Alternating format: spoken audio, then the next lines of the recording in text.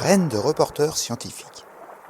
Une série de podcasts sur les enjeux de l'océan réalisés par des élèves francophones du monde entier, en partenariat avec la Fondation Tara Océan, le Centre pour l'éducation aux médias et à l'information, le ministère de l'Éducation nationale et de la jeunesse et l'Agence de l'enseignement français à l'étranger.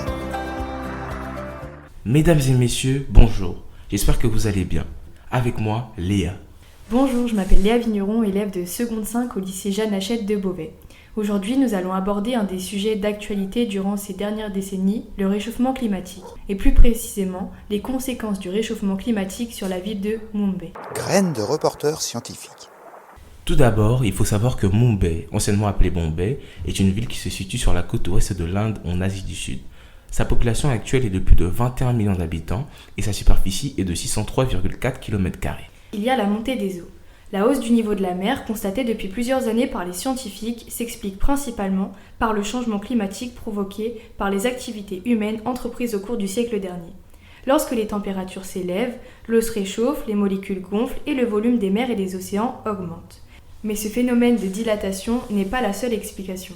La fonte des glaces continentales, des glaciers et des calottes glaciaires observées lors de ces dernières années déverse également un volume d'eau inhabituel et important dans les mers et océans. En Arctique, région qui se réchauffe 3 fois plus vite que le reste de la Terre, on constate que les températures sont de plus en plus hautes, ce qui a pour conséquence directe la fonte régulière de ces glaciers. Si vous voulez mieux comprendre ce que nous venons de vous expliquer, vous pouvez réaliser une petite expérience simple et rapide. Premièrement, vous allez prendre un bassin, une bassine, un récipient, tout ce que vous avez sous la main.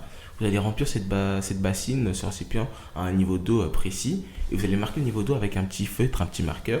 Ensuite, vous allez rajouter un petit bout de planche, un petit bout de bois, une petite planche que vous allez mettre dans cette bassine et ensuite vous allez mettre des glaçons sur cette planche. À fur et à mesure du temps, vous allez voir que les glaçons vont fondre, ce qui est normal.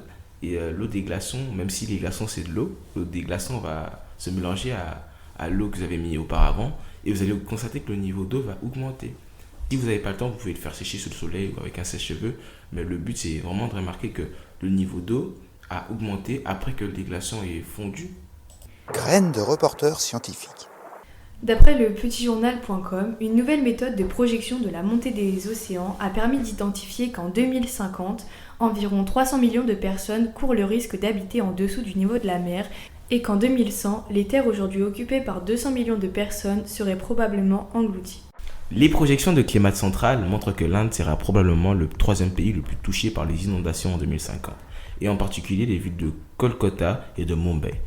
36 millions de personnes environ seraient sous l'eau si l'on poursuit les projections. En 2100, 200 millions d'Indiens pourraient voir leur lieu de résidence en permanence immergé. Mumbai est une zone très vulnérable à la montée des eaux. Dans son livre The Great Derangement, l'écrivain indien Amitav Ghosh décrit parfaitement la situation de la ville. Mumbai est un doigt tendu dans l'océan. Si une énorme tempête venait à s'abattre sur celle-ci, elle serait sans défense. Le vent et la mer balayeraient tout sur leur passage. Imaginez une vague de 10 mètres de haut s'abattant sur la ville. La situation difficile de Mumbai est en grande partie due à la façon dont la ville a été construite. De nombreux quartiers ont été créés en rebalayant des zones qui étaient immergées il y a 300 ans.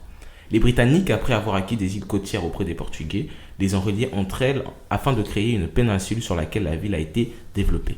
Ce faisant, ils ont comblé les passages entre les terres qui permettaient un écoulement des eaux pendant la mousson. Aujourd'hui, lorsque Mumbai subit des fortes pluies qui coïncident avec la marée haute, la menace d'inondation est décuplée. Il y a plus de 1100 morts chaque année d'inondation en Inde. Tous ces phénomènes météorologiques dus au réchauffement climatique sont responsables de nombreuses migrations climatiques, car les populations sont effrayées et ressentent un sentiment d'insécurité. Les gens vont donc chercher à fuir et à migrer vers d'autres zones du pays ou d'autres pays.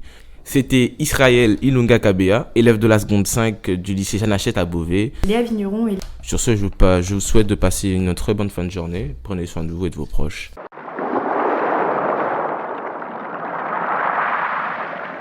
C'était Graines de reporters scientifiques, une enquête sur les enjeux de l'océan.